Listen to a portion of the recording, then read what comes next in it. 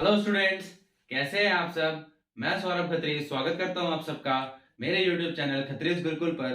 आज हम लोग यहां पर मैथमेटिक्स का लेक्चर कर रहे हैं। हमारा चैप्टर चल रहा था मैथमेटिक्स में क्वाड्रेटिक इक्वेशंस। उसमें हम लोग एक्सरसाइज 4.3 को कर रहे थे। लास्ट वीडियो में हमने एक्सरसाइज 4.3 के क्वेश्चन नंबर 6 तक कंप्लीट कर लिया था। आज 7 से आगे बढ़ते हैं एंड एक्सरसाइज 4.4 को भी आज कंप्लीट कर लेते हैं। ठीक है, चलिए 7th क्वेश्चन शुरू करते हैं। देखिए क्या बोल रहा है question. The difference of squares of two numbers is 180। The square of the smallest number is 8 times the larger number. Find the two numbers. क्या बोल रहा है कि दो नंबर है जिनके स्क्वायर्स का सम 180 है और जो छोटे वाले नंबर का स्क्वायर है वो 8 टाइम्स द लार्जर नंबर, वो बड़े वाले नंबर से 8 गुना ज्यादा बड़ा है। बड़े वाले नंबर से, बड़े वाले नंबर के स्क्वायर से नहीं, बड़े वाले नंबर से 8 टाइम्स ज्यादा है छोटा वाला नंबर। ठीक है, छोटे वाले नंबर का स्क्वायर जो है बड़े वाले नंबर से 8 टाइम्स ज्यादा है। ठीक है, तो चलिए हम लोग कंसिडर करेंगे। Let the larger number be X. Let the larger number be X. ठीक है, तो square of then therefore square of smaller number क्या हो जाएगा। क्वेश्चन के अकॉर्डिंग स्मॉलर नंबर का स्क्वायर जो है वो लार्जर नंबर का 8 टाइम्स है। ठीक है, यही बोल रहा है ना, square of smaller number is 8 times the larger number. वही चीज हो गया। नाउ अकॉर्डिंग टू क्वेश्चन,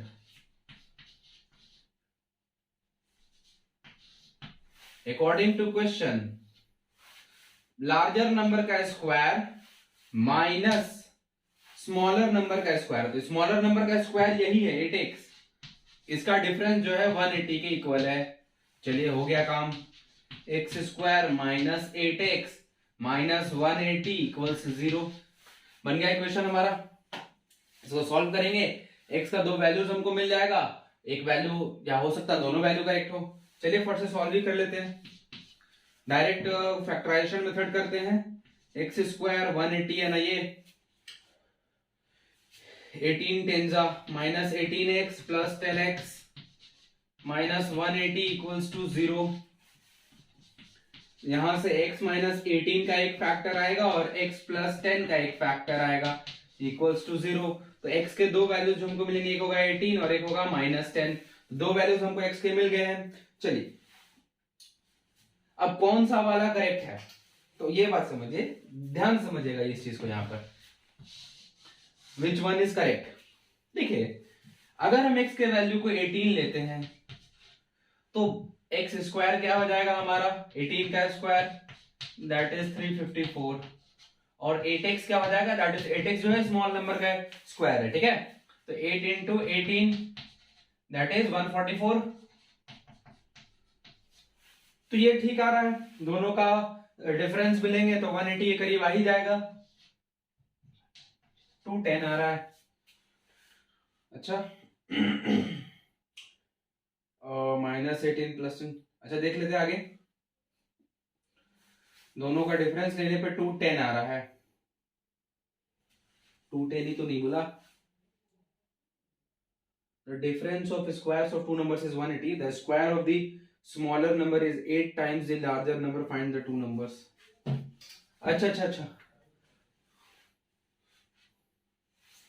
इसी में देखिए मिस्टेक कहां हो रहा है ना, ये 210 नहीं आएगा। दरअसल ये 18 का स्क्वायर 324 होता है, हमने 354 मैंने लिख दिया, तो अब ये 180 आ गया। ठीक है, यहां से x का वैल्यू 18 तो सही चल रहा है।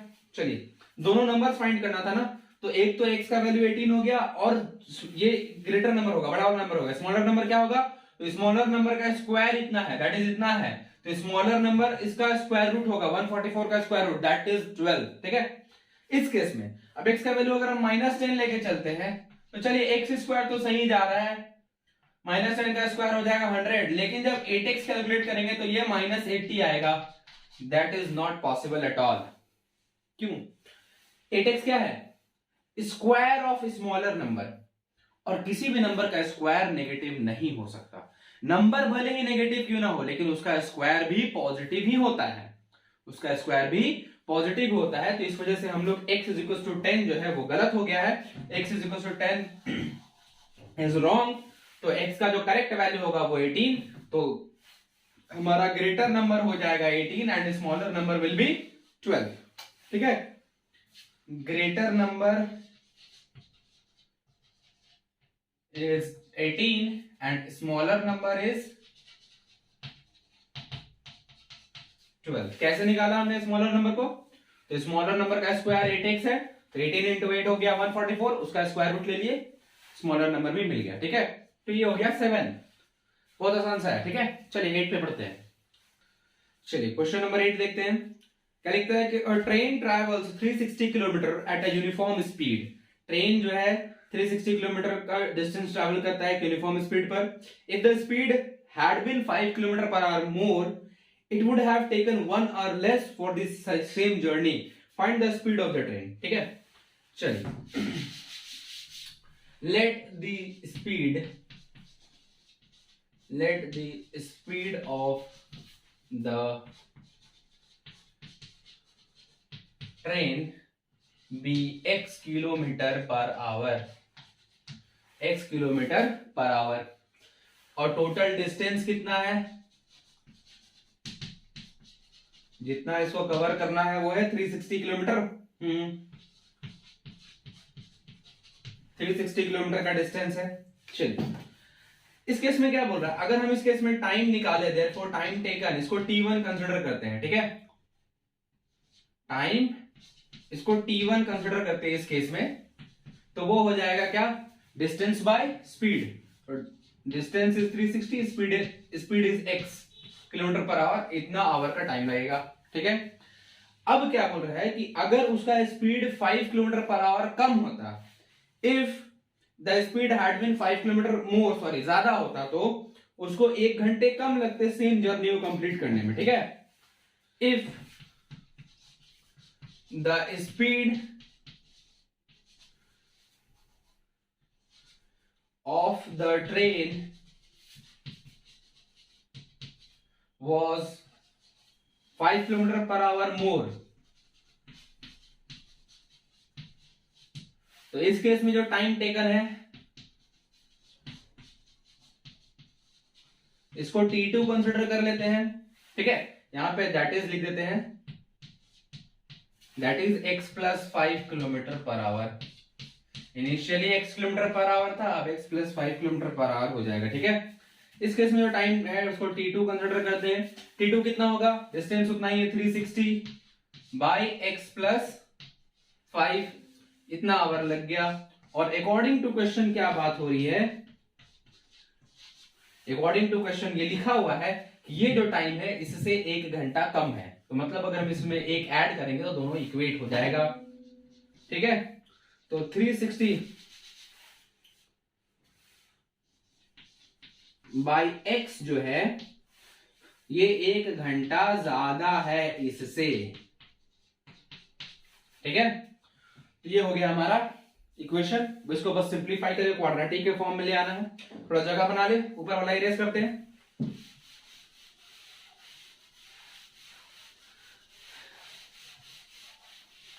चलिए आगे देखिए क्या लिखा है, 360 बाई एक्स इक्वल्स टू, ये हो जाएगा 360 plus x plus 5 by x plus 5। ठीक है, ये क्रॉस मल्टीप्लाई कर देते हैं, 360x ये इधर आके मल्टीप्लाई होगा, प्लस 360 इंटू 5 हो जाएगा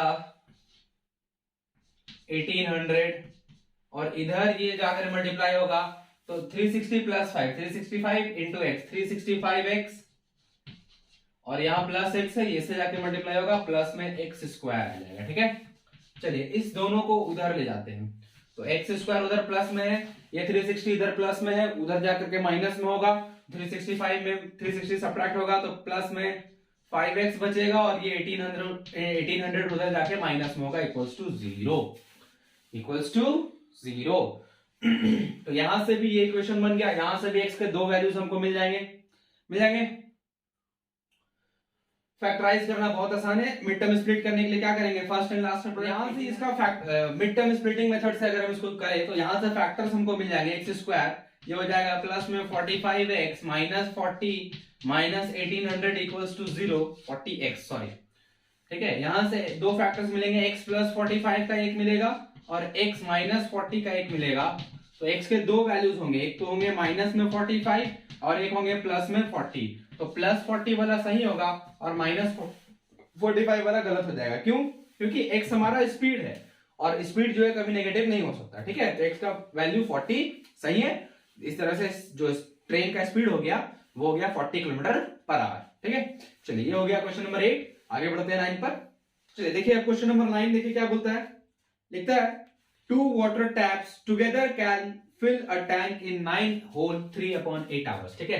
क्या लिख रहा है क्वेश्चन नंबर 9, ठीक है। The time taken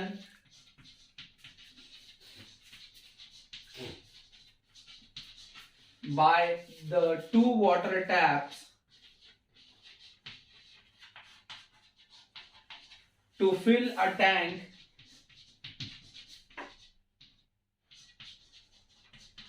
वो क्या है 9 whole 3/8 hours, that is simply 75/8 hours, ठीक है। 75/8 hours ये कह रहा है।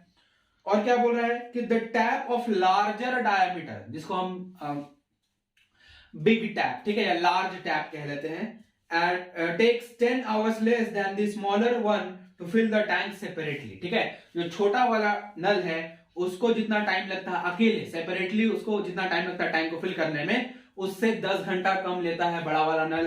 तो हमको बताना है कि find the time in which each tap can separately fill the tank. देखिए कैसे होगा, तो हम कंसिडर करते हैं let the time taken by the smaller tap to fill the tank separately, to fill the tank is x hours. So therefore time taken by larger tap क्या हो जाएगा, वो हो जाएगा x minus 10 hours, x minus 10 hours, ठीक है। अब अगर हम बात करते हैं, अब हमको बात करना है, ये हो गया हमारा x आवर कंसिडर कर लिया हमने स्मॉलर टैप से, x माइनस 10 आवर कंसिडर कर दिया लार्जर टैप से, ठीक है। अब इस क्वेश्चन के लिए अगर हमको क्वाड्रेटिक इक्वेशन बनाना है तो देखिए कैसे बनेगा। अगर हम बात करते हैं कि ये स्मॉलर टैप पूरा x आवर में पूरा टैंक फिल कर देता है, तो 1 घंटे में कितना पार्ट फिल करेगा, 1 घंटे में कितना पार्ट फिल करेगा, 1/x करेगा कि नहीं करेगा, ठीक है। और ये larger tap x minus 10 hour में पूरा टैंक फिल कर देता है, तो 1 घंटे में कितना पार्ट फिल करेगा, 1/x माइनस 10 पार्ट, यही फिल करेगा ना, ठीक है। हम जैसे कि x आवर्स में पूरा कंप्लीट 1 पार्ट, इसको हम 1 एज अ होल कंसिडर करेंगे तो 1 लिख रहे हैं, पूरा कंप्लीट फिल कर दिया, तो 1 आवर में कितना होगा, ये बेसिक सा यूनिटरी मेथड है, 1/x पार्ट इतना को फिल कर देगा ना, तो वही चीज है, ठीक है, वही चीज है। तो जब हम इन दोनों को ऐड करेंगे तो क्या होगा, ये दोनों ऐड करेंगे तो वो 1 घंटे में वो पार्ट होगा टैंक का जो दोनों मिलकर फिल करेगा, ठीक है। 1 घंटे में वो पार्ट होगा टैंक का जो दोनों मिल करके फिल करेगा, और दोनों को टोटल टैंक फिल करने में कितना टाइम लग रहा है, 75/8 आवर्स। मतलब दोनों जब एक साथ फिल कर रहा है तो इतना आवर में पूरा टैंक फिल कर रहा है, तो 1 आवर में कितना पार्ट फिल करेगा, तो वो हो जाएगा 1/75/8, सिंपली 8/75 पार्ट, 8/75 पार्ट, इतना पार्ट दोनों मिल करके 1 घंटे में फिल करेगा। उसमें से ये होगा छोटे वाले नल का पार्ट कंट्रीब्यूशन, ये होगा बड़े वाले नल का कंट्रीब्यूशन, और दोनों को जब ऐड कर देंगे तो दोनों मिल करके 8/75 पार्ट्स के इक्वल हो जाएगा। तो तो ये हमारा बनेगा इक्वेशन, ये हमारा बनेगा इक्वेशन। इसको सिंप्लीफाई करके क्वाड्रेटिक के फॉर्म में ले आते हैं। ये होगा x minus 10 plus x by में x इंटू एक्स माइनस 10, इधर में 8/75।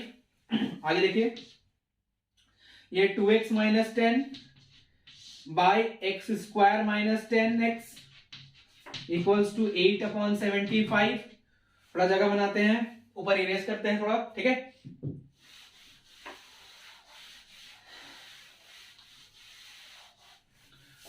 इसको सिंप्लीफाई करते हैं, क्रॉस मल्टीप्लाई, 75 इधर जाके मल्टीप्लाई होगा तो क्या बनेगा 75 into 2x 150x 75 into 10 minus में 750 इक्वल टू, ये इधर जाएगा x square into 8x square, x 8 into minus 10x minus 80x, ठीक है। अब इस पूरे को उठा के उधर ले जाएंगे तो वो उधर से है 8x स्क्वायर, ये 150x उधर जाके सब्ट्रैक्ट होगा, 80x पहले से माइनस में है, 230x बन जाएगा, ठीक है। और ये 750 इधर से उधर जाएगा प्लस में, 750 इक्वल्स टू 0, 750 इक्वल्स टू 0। अब सब में से कुछ कॉमन निकलेगा, क्या कॉमन निकल जाएगा, 8 कॉमन निकल रहा है क्या तीनों में से, देख लेते हैं।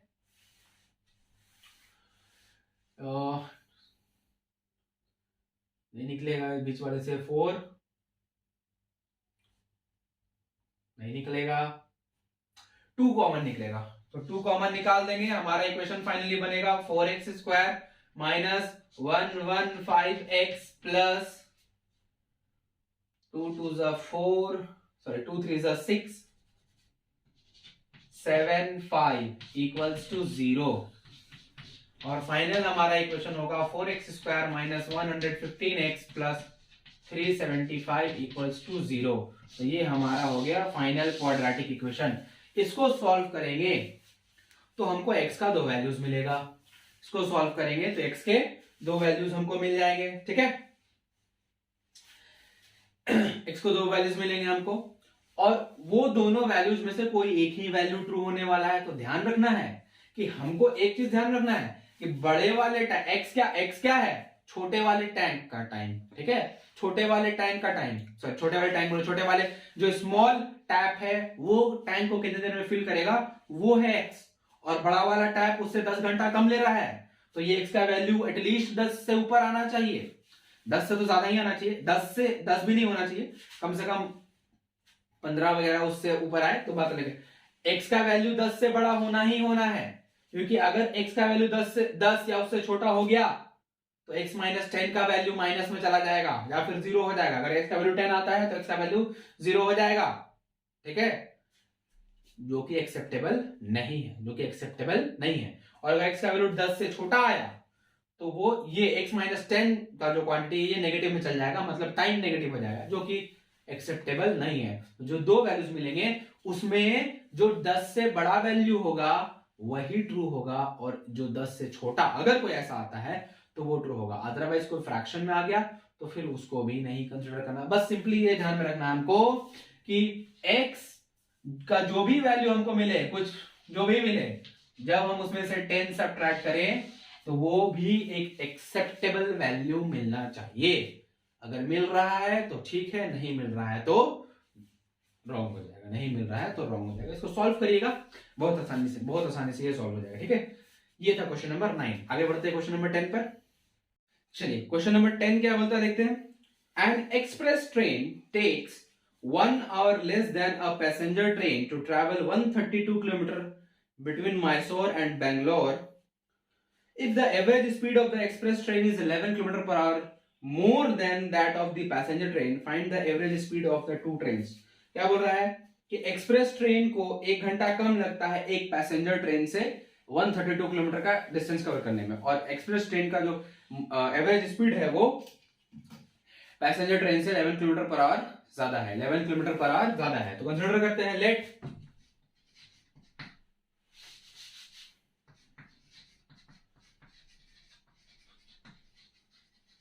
the average speed of the passenger train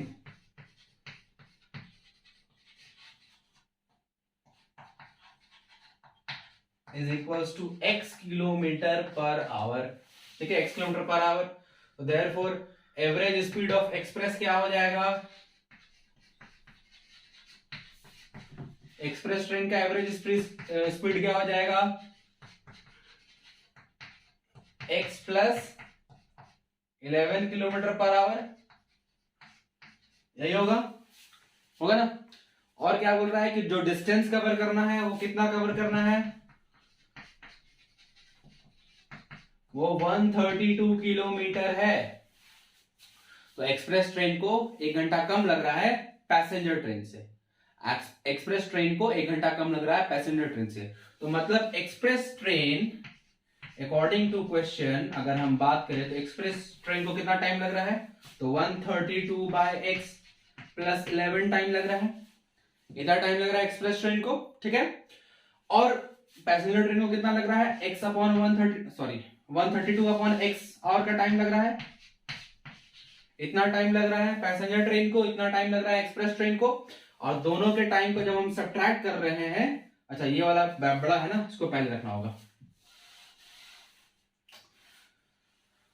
132 upon x minus 132 upon x plus 11 करेंगे तो ये हमको 1 के इक्वल मिलेगा। ये क्या है, time taken by the passenger train. ये क्या है, time taken by the express train. ये 1 घंटा कम है, तो जब इसमें से हम इसको सब्ट्रैक्ट करेंगे तो 1 ही मिलेगा हमको। ठीक है, तो चलिए अब यहां से सिंप्लीफाई करके इक्वेशन निकाल लेते हैं। पहले तो एलसीएम ले लेते हैं। इतना होगा, ये इससे मल्टीप्लाई होगा तो 132x और प्लस में 132 इंटू 11 1320 प्लस 132 1452 और ये माइनस में 132x इक्वल टू 1। ये 132x प्लस माइनस कैंसिल हो गया, इधर से बचा 1452 और ये मल्टीप्लाई इधर जाकर के क्रॉस मल्टीप्लाई होगा तो बन जाएगा एक्स स्क्वायर प्लस 11x। इसको उधर ले जाएंगे तो हमारा इक्वेशन यहां से बन जाएगा x square plus 11x minus में 1452, अच्छा प्लस 11x है ना, 1452 इक्वल्स टू 0। ये हमारा बन गया इक्वेशन। अब इसको सॉल्व करेंगे और x का 2 वैल्यूज निकालेंगे तो अगेन वही बात है, x के 2 वैल्यूज मिलेंगे। माइट भी ये पॉसिबल है यहां पर से देख करके x का एक वैल्यू नेगेटिव आएगा, x का एक वैल्यू नेगेटिव आएगा और एक वैल्यू पॉजिटिव आने वाला है। ठीक है, एक नेगेटिव वैल्यू आएगा और एक पॉजिटिव वैल्यू आने वाला है। तो जो नेगेटिव वैल्यू आएगा उसको डिस्कार्ड कर देना है, क्योंकि स्पीड जो है नेगेटिव में नहीं होने वाला, और जो पॉजिटिव वैल्यू आएगा वो इसका आंसर हो जाएगा। गारंटीड है, यहां से एक वैल्यू x का नेगेटिव आने ही वाला है। ठीक है, इसको सॉल्व करिएगा, बन जाएगा आप लोग से। लास्ट क्वेश्चन बढ़ते हैं नंबर 11 पे। ठीक है, चलिए क्वेश्चन नंबर 11 क्या बोलता है, देखिए sum of the areas of 2 squares is 468 metre square. ठीक है, क्या गिवन है, sum of areas of 2 squares is equals to 468 metre square. ये चीज गिवन है, 468 मीटर स्क्वायर ये गिवन है। ठीक है, if the difference of their perimeters is 24, दोनों के पेरीमीटर्स के बीच का जो डिफरेंस है वो 24 है। ठीक है, and the difference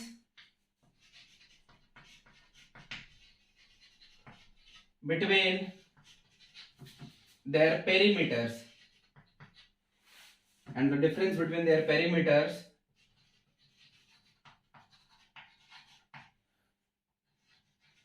is equals to 24 meter. ठीक है, find the sides of the square, दोनों स्क्वायर्स का साइड्स हमको फाइंड करना है। ठीक है, चलिए ध्यान से देखिए इस क्वेश्चन को कैसे बनेगा। कंसीडर कर लेते हैं, let the side of one square, या फर्स्ट एंड सेकंड कर लेते हैं, first square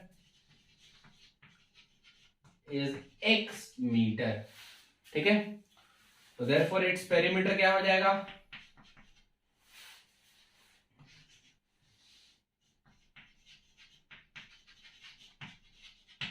four x metre होगा।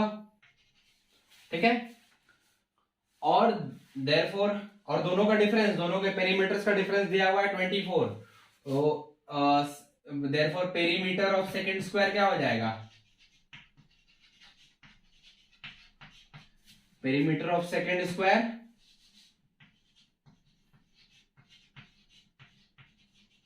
वो 4x माइनस 24 होगा, कितना मीटर होगा ना। चलिए, तो एक चीज ध्यान समझो, यहां से 4 को कॉमन लेंगे तो x माइनस 6 मीटर बचेगा। ठीक है, तो हम लोग जानते हैं स्क्वायर का पेरीमीटर 4 इंटू साइड लेंथ होता है, 4 इंटू साइड लेंथ होता है, तो वो 4 इंटू इसके इक्वल आ रहा है, that is side of second square क्या आ गया, वो x माइनस 6 मीटर आ गया, x माइनस 6 मीटर आ गया। अब पहले का हमको पता है, दूसरे का पता है, दोनों के एरियाज का सम निकाल लेते हैं। नाउ अकॉर्डिंग टू क्वेश्चन, कि पहले स्क्वायर का एरिया ये हो गया, दूसरे स्क्वायर का एरिया इतना हो गया, दोनों का सम कितना आएगा 468 के इक्वल। चलिए, this will x square plus यहां से x square plus 36 minus 12x equals to 468। This will become 2x square minus 12x, और वो इधर आके सब्ट्रैक्ट होगा तो माइनस में इधर हो जाएगा 432 इक्वल्स टू 0। तो ये हमारा बन गया इक्वेशन, ये बन गया हमारा इक्वेशन। अब सब में से 2 कॉमन निकाल करके उधर भेज देते हैं, तो बन जाएगा एक्स स्क्वायर माइनस में 6x माइनस में 216 इक्वल्स टू 0, 216 इक्वल्स टू 0। ये हो जाएगा हमारा फाइनल इक्वेशन। और इसको जब सॉल्व करेंगे तो x के जो 2 वैल्यूज आएंगे, सॉल्व कर लेते हैं फट से, थोड़ा जगह बनाते हैं।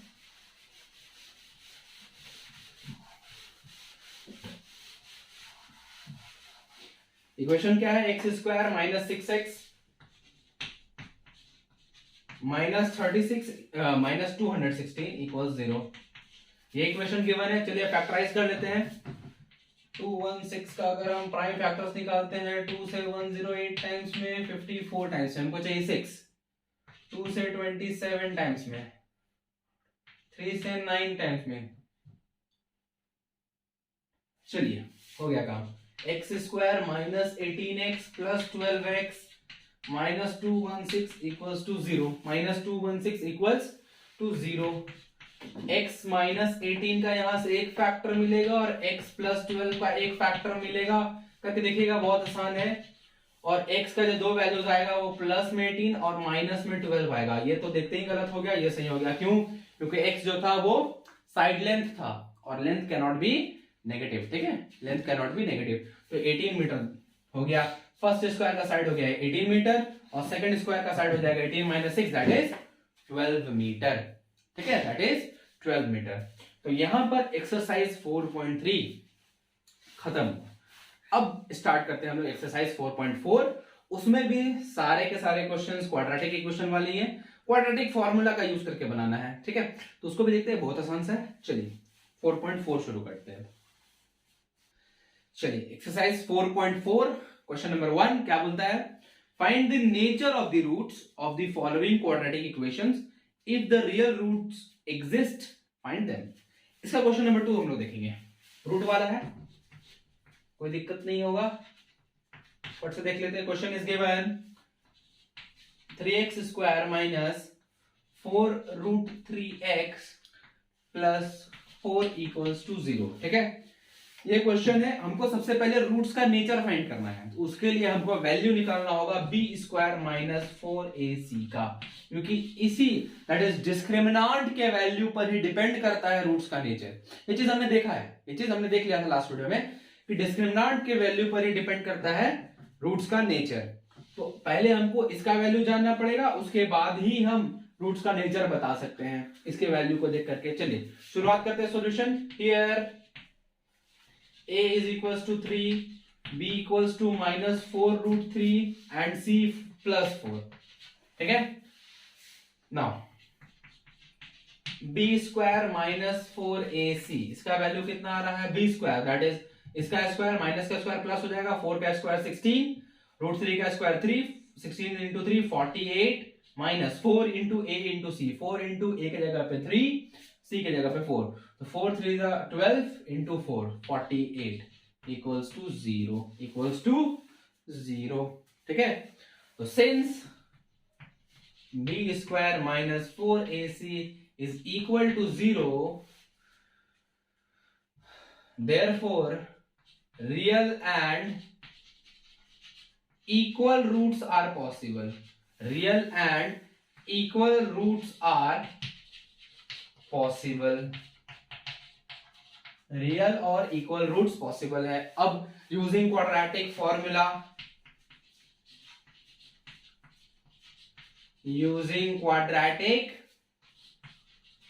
फॉर्मूला, क्या हो जाएगा, x का फॉर्मूला क्या था, minus b plus minus root under b square minus 4ac upon 2a, ठीक है।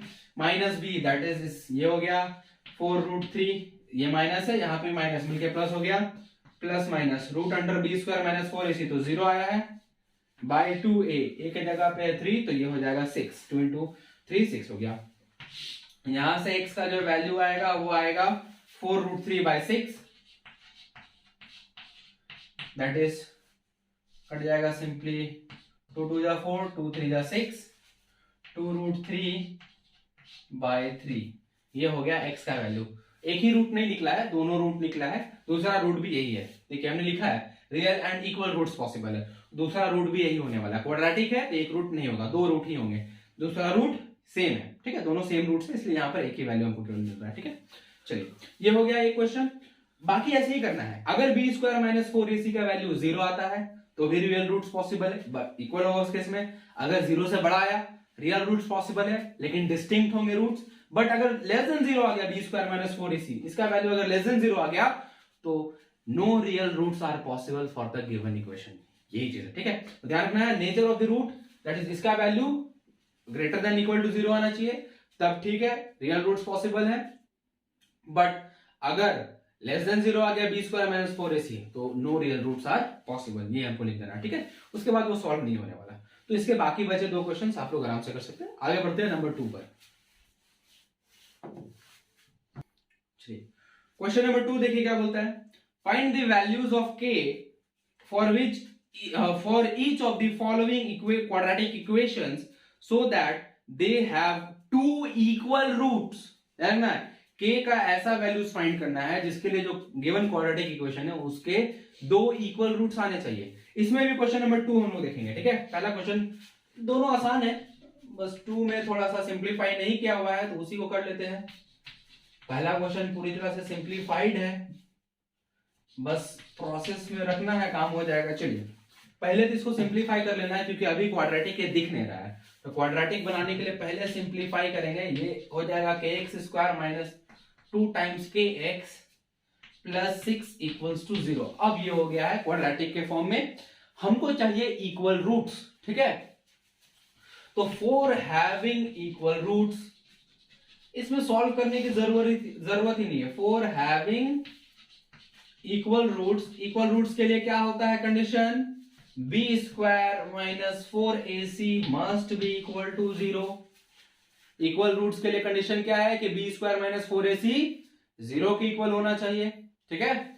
चलिए पुट कर देते हैं, b square is what minus 2k, तो माइनस 2k का स्क्वायर हो जाएगा 4k square minus 4 into a के प्लेस पे k इंटू c के प्लेस पे 6 इक्वल 0।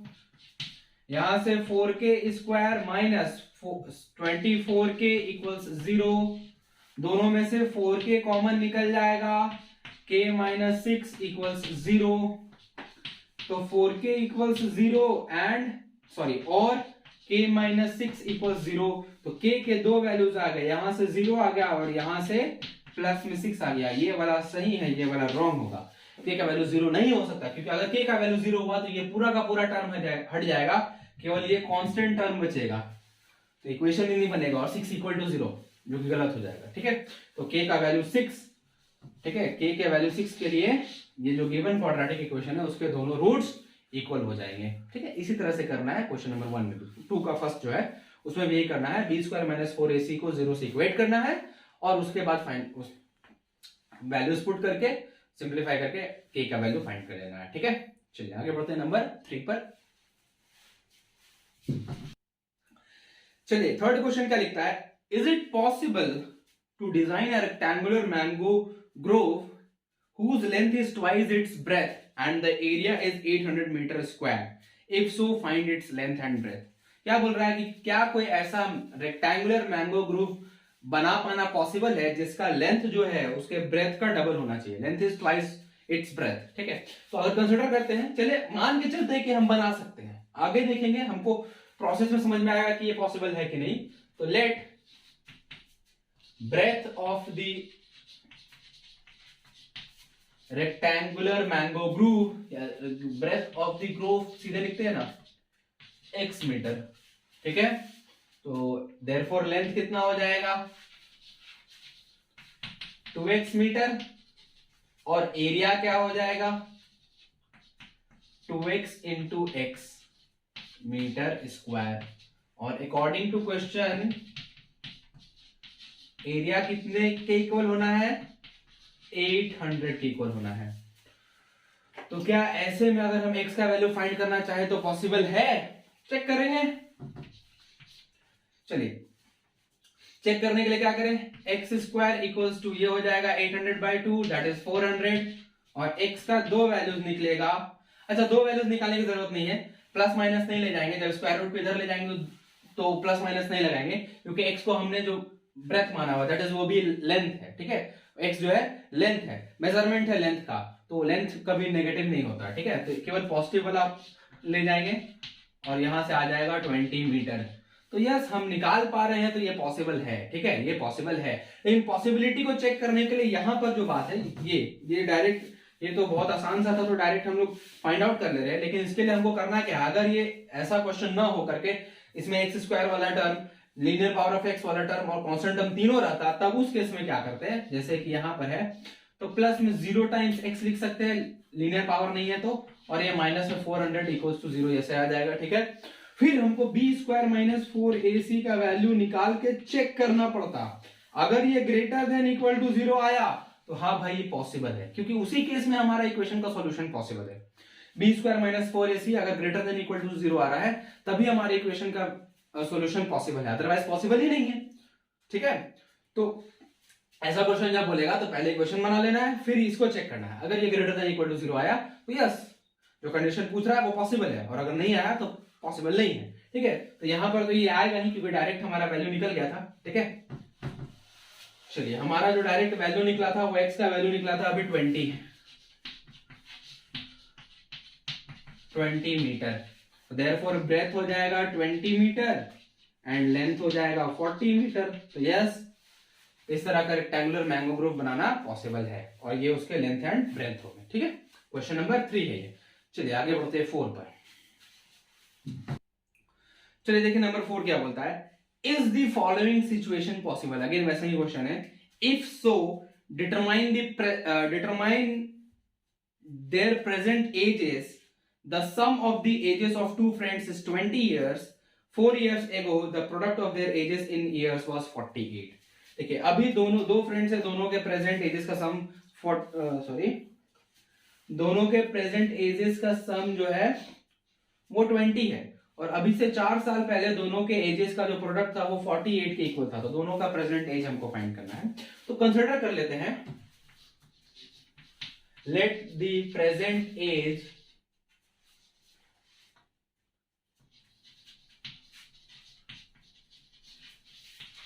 ऑफ फर्स्ट फ्रेंड वो हो जाएगा x years।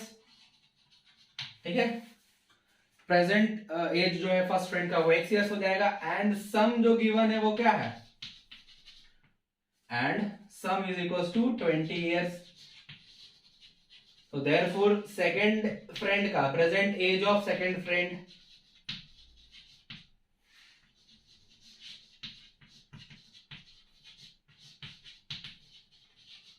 वो 20 माइनस एक्स हो जाएगा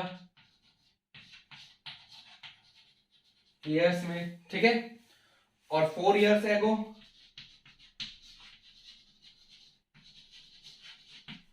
फर्स्ट फ्रेंड्स एज वो x माइनस 4 years होगा, और सेकेंड फ्रेंड्स एज हो जाएगा वो क्या होगा 20 माइनस एक्स माइनस 4, ठीक है, 20 minus x minus 4 years, that is 16 minus x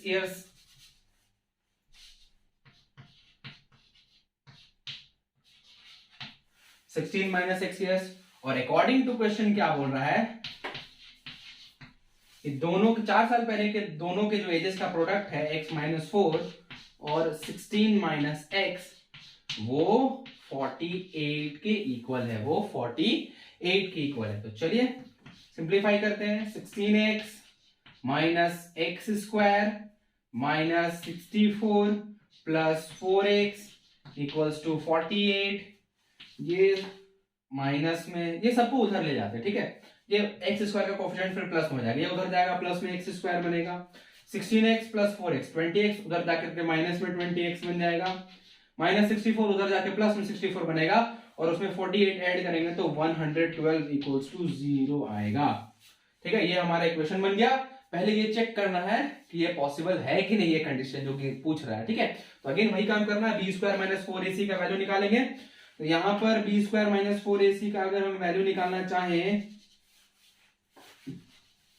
तो देखिए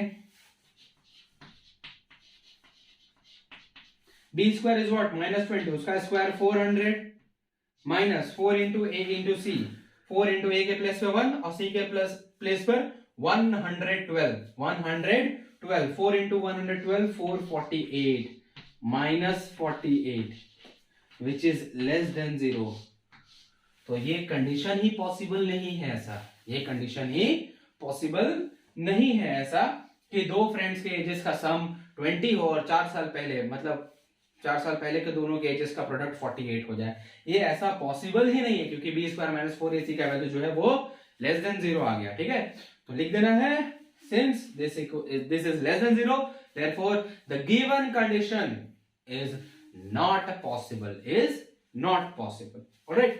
ये क्वेश्चन नंबर 4 है। नाउ लास्ट क्वेश्चन नंबर 5 पर उसका सॉल्यूशन देख लेते हैं। चलिए नंबर 5 देखते हैं, कहता क्या है, is it possible to design a rectangular park of perimeter 80 meter and area 400 meter square, if so find its length and breadth। क्या बोल रहा है, क्या ऐसा पॉसिबल है कि कोई रेक्टेंगुलर पार्क बना ले जिसका पेरीमीटर 80 हो और एरिया 400 हो। ठीक है, तो पेरीमीटर ऑफ रेक्टेंगुलर पार्क कितना गिवन है,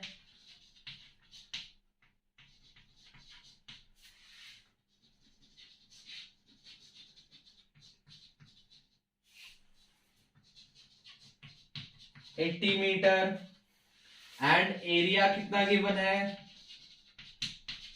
400 मीटर स्क्वायर। ठीक है, ऐसा पॉसिबल है कि नहीं, पहले हमको ये चेक करना। तो उसके लिए तो पहले हमको लेंथ ब्रेथ कंसीडर करना होगा। Let the length of the rectangular park, length of the park is x metre. ठीक है, अब ब्रेथ को क्या कंसीडर करें, ब्रेथ को क्या कंसीडर करें, तो एक बात समझते हैं कि देखिए एरिया गिवन है 400 मीटर स्क्वायर और एरिया क्या होता है लेंथ इनटू ब्रेथ। ठीक है, चलिए and area is given 400, area हो जाएगा length into breadth equals to 400। चलिए, या फिर यहां से चल ले कि उससे चल ले, चलिए पेरीमीटर से चलते हैं। एरिया वाला से इक्वेशन बनाना हमारे लिए आसान होगा तो हम उसको इक्वेशन बनाने में यूज करेंगे। पेरीमीटर गिवन है, दोनों से काम कर सकते थे। ठीक है, किसी एक से ब्रेथ फाइंड करेंगे और दूसरे वाले से इक्वेशन फाइंड करेंगे। 80 मीटर, ठीक है, पेरीमीटर क्या होता है 2 into L plus B equals to 80 metre. तो ये हो जाएगा L plus B equals to 80 divided by 2 that is 40। तो b equals to 40 minus length that is x metre, breadth आ गया 40 माइनस x मीटर। तो देयरफॉर एरिया कितना हो जाएगा, वो हो जाएगा x इंटू 40 माइनस x, और ये एरिया किसके इक्वल गिवन है 400 के, तो ये आ जाएगा एक माइनस में x स्क्वायर प्लस में 40x के इक्वल। इन दोनों को उठा के इधर ले आएंगे तो ये होगा प्लस में x स्क्वायर माइनस में 40x प्लस में 400 इक्वल्स टू 0। अगेन पहले हमको चेक करना है ये कंडीशन पॉसिबल है कि नहीं, तो again B square minus 4ac का वैल्यू पहले निकाल देंगे। बी स्क्वायर इज व्हाट -40, उसका स्क्वायर हो जाएगा 1600 minus 4 into A into C, 4 into A के प्लेस पे 1, सी के प्लेस पे 400, 4 इंटू 400 1600, दैट इज 0। ठीक है, तो B square minus 4ac is equal to 0। Therefore जो रूट्स आएंगे, यस कंडीशन पॉसिबल हो गया, जो रूट्स आएंगे वो भी इक्वल होंगे, मतलब एक ही रूट हमको मिलेगा। x का एक ही वैल्यू यहां से हमको मिलने वाला है, दूसरा भी वही होगा, तो x का एक ही वैल्यू हमको यहां से मिलने वाला है और वही सही होगा, तो वो होगा लेंथ, और 40 में से x को सब्ट्रैक्ट कर देंगे तो हमको मिल जाएगा ब्रेथ। कंप्लीट कर ही देते हैं। ठीक है, तो नाउ क्वाड्रेटिक फार्मूला का यूज करेंगे, बहुत आसान से काम हो जाएगा। माइनस बी दैट इज -40 यहां पहले से है, और एक माइनस फार्मूला में भी रहता है, तो +40 हो जाएगा, प्लस माइनस रूट अंडर 0 हो जाएगा, बी स्क्वायर माइनस 4ac का वैल्यू, और 2 इंटू ए की जगह पे 1 है तो 2 ही रहेगा, तो x is equal to 40/2 that is 20 metre. तो लेंथ हो गया 20 मीटर का, और ब्रेथ भी हो जाएगा 20 मीटर का। 40 minus x that is 40 minus 20, ये भी 20 मीटर का हो जाएगा। ठीक है, तो ये लास्ट क्वेश्चन का सॉल्यूशन हो गया एक्सरसाइज 4.4 का। और यहां पर इस चैप्टर में जितने भी एक्सरसाइज थे सबका सारे एक्सरसाइज के हर क्वेश्चन का सॉल्यूशन हमने देख लिया, पूरा कॉन्सेप्ट हमने देख लिया। ठीक है, पूरा कॉन्सेप्ट हमने देख लिया, तो यहां तक है इस चैप्टर में। ठीक है, एक चीज एक्स्ट्रा जो कि थोड़ा सा बताना चाहेंगे हम, ठीक है, बताना चाहूंगा मैं, ध्यान से समझिए कि क्या बताना चाह रहा था मैं, कि अगर क्वेश्चन में ऐसा गिवन है कि if we have an equation जिसके लिए जो रूट्स हैं वो दो रूट्स हैं a एंड b। ठीक है, ठीक है, a एंड b, कोई इक्वेशन है जिसके लिए दो रूट्स है a एंड b, तो हमको बताना है कि कौन सा क्वाड्रेटिक इक्वेशन है जिसके लिए ये a एंड b उसका रूट्स हो जाएगा। तो ऐसे केस में जब हमको रूट्स गिवन हो और क्वाड्रेटिक इक्वेशन फाइंड आउट करना हो तो हम इस तरीके से कर सकते हैं। देखिए, इक्वेशन गिवन हो, रूट्स फाइंड करना हो, तो हमने तीन मेथड पढ़ लिया, factorisation, completing square and quadratic formula. लेकिन अगर रूट्स गिवन है और उसके लिए क्वाड्रेटिक इक्वेशन फाइंड करना हो तो ध्यान रखिएगा इस चीज को यूज करिएगा, x square minus a plus B times x plus A B equals to 0। ठीक है, अगर रूट्स a एंड b है तो उसके लिए quadratic equation a plus B, x square minus a plus B times x plus A B के equal होगा। Example के लिए देखते हैं, चलिए हम a का वैल्यू 3 लेते हैं और b का वैल्यू 2 लेते हैं, मतलब कोई ऐसा क्वाड्रेटिक इक्वेशन हमको फाइंड करना है जिसके दो रूट्स 3 एंड 2 है, जिसके दो रूट्स 3 एंड 2 है। तो क्या करेंगे, सीधे x square minus a plus B that is 3 plus 2 5x plus A B that is 3 to 6 equals to 0। अब इसको फैक्टराइज करके सॉल्व करेंगे तो हमको यही दोनों मिलने वाला है, एक्स स्क्वायर माइनस, देखिए ये 6 है तो इसको माइनस 3x माइनस 2x में स्प्लिट कर देंगे, प्लस 6 इक्वल्स टू 0। तो यहां से हमको x माइनस 3 का एक फैक्टर मिलेगा और x माइनस 2 का एक फैक्टर मिलेगा, और x के दो वैल्यूज आ जाएंगे 3 एंड 2। ठीक है, सेम चीज आ गया। ठीक है, तो इस तरह से ध्यान रखना है कि जब भी कोई हमको इक्वेशन फाइंड आउट करना हो, उसके रूट्स हमको पता हो a एंड b, तो ये उसका इक्वेशन हो जाएगा, x square minus a plus B times x plus A B times plus A B equals to 0। ठीक है, तो ये ध्यान रखना है, ये थोड़ा सा एक एक्स्ट्रा है। ठीक है, लेकिन काफी ये भी जरूरी है, इस यूज आता है इसका भी काफी। चलिए, तो यहीं पर आज हम लोग इस वीडियो को एंड करते हैं।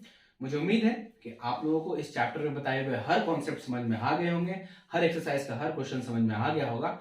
अगर आपको मेरी वीडियोस अच्छी लगती हैं तो आप मेरे वीडियोस को लाइक कर लीजिए और मेरे चैनल खत्रीज गुरुकुल को सब्सक्राइब करके बगल में जो बेल आइकन है उसको प्रेस करके ऑल को सिलेक्ट कर लीजिए, जिससे कि आप हमारे किसी भी वीडियो को मिस ना कर पाए। तो मिलते हैं आप लोगों से एक नए वीडियो लेक्चर में नए चैप्टर के साथ, तब तक के लिए पढ़ते रहिए, स्वस्थ रहिए।